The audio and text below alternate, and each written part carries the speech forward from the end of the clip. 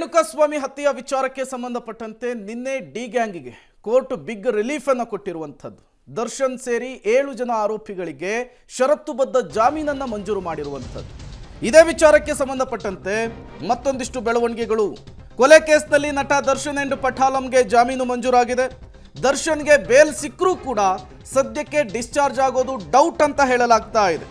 ಇನ್ನು 1 ವಾರಗಳ ಕಾಲ ಆಸ್ಪತ್ರೆಯಲ್ಲಿಯೇ ಟ್ರೀಟ್ಮೆಂಟ್ ಅನ್ನು ಪಡೆಯಲಿದ್ದಾರೆ ದಾಸ ಅನ್ನುವಂತಹ ಮಾಹಿತಿಗಳು ಸಿಗ್ತಾ ಇದೆ. ಆಪರೇಷನ್ ಮೊರೆ ಹೋಗಿದ್ರೂ ಕೂಡ ಸದ್ಯಕ್ಕೆ ಕನ್ಸರ್ವೇಟಿವ್ ಟ್ರೀಟ್ಮೆಂಟ್ ಅನ್ನೇ ಮುಂದುವರಿಸಲಾಗುತ್ತೆ. ದರ್ಶನ್ಗೆ ಫಿಸಿಯೋಥೆರಪಿ ಕನ್ಸರ್ವೇಟಿವ್ ಟ್ರೀಟ್ಮೆಂಟ್ ಅನ್ನು ಪಡೆಯಲಿದ್ದಾರೆ ದಾಸ ಅನ್ನುವಂತಹ ಮಾಹಿತಿ. ಬೆನ್ನು ನೋವು ಕಾಲು ನೋವಿಗೆ ಚಿಕಿತ್ಸೆ ಪಡೆದ ಬಳಿಕ ಡಿಸ್ಚಾರ್ಜ್ ಆಗುವಂತಹ ಸಾಧ್ಯತೆ. ವೈದ್ಯರ ಮಾರ್ಗದರ್ಶನದಂತೆಯೇ ಮನೆಯಲ್ಲಿಯೇ ದರ್ಶನ್ ವಿಶ್ರಾಂತಿಯನ್ನು ಪಡೆದುಕೊಳ್ಳುವುದಕ್ಕೆ ಪ್ಲಾನ್ ಅನ್ನು ಮಾಡಿಕೊಂಡಿದ್ದಾರೆ. ಬಳ್ಳಾರಿ ಜೈಲಿನಲ್ಲಿದ್ದರೂ ಮಧ್ಯಂತರ ಜಾಮೀನನ್ನು ಅನಾರೋಗ್ಯದ ಹಿನ್ನೆಲೆಯಲ್ಲಿ ಕೊಡಲಾಗಿತ್ತು. BGS ಆಸ್ಪತ್ರೆಯಲ್ಲಿ ಟ್ರೀಟ್ಮೆಂಟ್ ಅನ್ನು ಪಡಿತಾ ಇದ್ರು. ಇವತ್ತು ನಾಳೆ ಅಂಥೇಳಿ ಆಪರೇಷನ್ನಿಂದ ನುಣುಚಿಕೊಂಡಂತಹ ದಾಸನಿಗೆ ಈಗ ರೆಗ್ಯುಲರ್ ಬೇಲ್ ಷರತ್ತುಬದ್ಧ ಜಾಮೀನು ಸಿಕ್ಕಿರುವಂತಹದ್ದು. ಸಹಜವಾಗಿಯೇ ಈಗ ದರ್ಶನ್ ಆಪರೇಷನ್ಗೆ ಮುಂದಾಗ್ತಾರಾ ಇಲ್ವಾ ಅನ್ನುವಂತಹ ಪ್ರಶ್ನೆ. ಮತ್ತಷ್ಟು ಡೀಟೇಲ್ಸ್ ಅನ್ನು ಕೊಡ್ತಾರೆ ಮಾರುತಿ, ನೇರ ಸಂಪರ್ಕದಲ್ಲಿ ಜಾಯ್ನ್ ಆಗಿದ್ದಾರೆ. ಮಾರುತಿ, ದರ್ಶನ್ ಅಂದುಕೊಂಡಂತೆ ಈಗ ಅವರಿಗೆ ಶಸ್ತ್ರಚಿಕಿತ್ಸೆಗೂ ಮೊದಲೇನೆ ರೆಗ್ಯುಲರ್ ಬೇಲ್ ಸಿಕ್ಕಿರುವಂತಹದ್ದು, ಷರತ್ತುಬದ್ಧ ಜಾಮೀನು ಸಿಕ್ಕಿರುವಂತಹದ್ದು.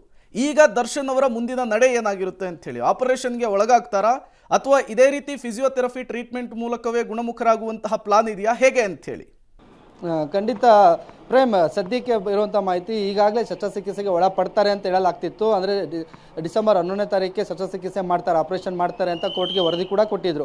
ಆ ನಂತರದಲ್ಲಿ ಅವತ್ತು ಅವರ BP ವೇರಿಯೇಷನ್ ಆದ ಕಾರಣಕ್ಕೆ ಆಪರೇಷನ್ನ ಮುಂದೂಡಲಾಗಿತ್ತು. ಆನಂತರ 12 ಅಂತ ಆಯಿತು.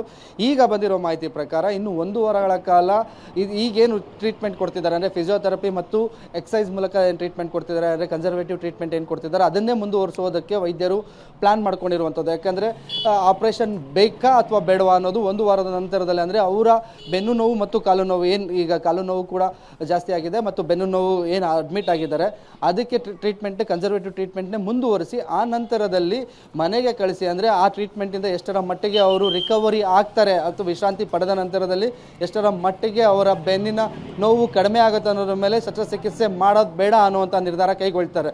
ವೈದ್ಯರ ಸಮಾಲೋಚನೆಯೊಂದಿಗೆ ಈಗ ಸದ್ಯದ ಮಾಹಿತಿ ಪ್ರಕಾರ 1 ವಾರಗಳಿಗೂ ಹೆಚ್ಚು ಕಾಲ ಅಂದರೆ ಆಸ್ಪತ್ರೆಯಲ್ಲೇ ಚಿಕಿತ್ಸೆಯನ್ನು ಮುಂದುವರಿಸಿಕೊಂಡು ಈಗ ಯಾವ ರೀತಿ ಫಿಸಿಯೋಥೆರಪಿ ಮತ್ತು ವ್ಯಾಯಾಮ ಎಕ್ಸಸೈಸ್ ಮಾಡಿಕೊಂಡು ಮತ್ತು ಮೆಡಿಸಿನ್ಗಳಲ್ಲೇ ಚಿಕಿತ್ಸೆ ಕೊಡಲಾಗ್ತಿದೆ, ಅದೇ ಚಿಕಿತ್ಸೆನ ಮುಂದುವರಿಸಿ ಆ ನಂತರದಲ್ಲಿ ಡಿಸ್ಚಾರ್ಜ್ ಮಾಡೋ ಪ್ಲಾನ್ ಅನ್ನ ವೈದ್ಯರು ಮಾಡಿರುವಂಥದ್ದು.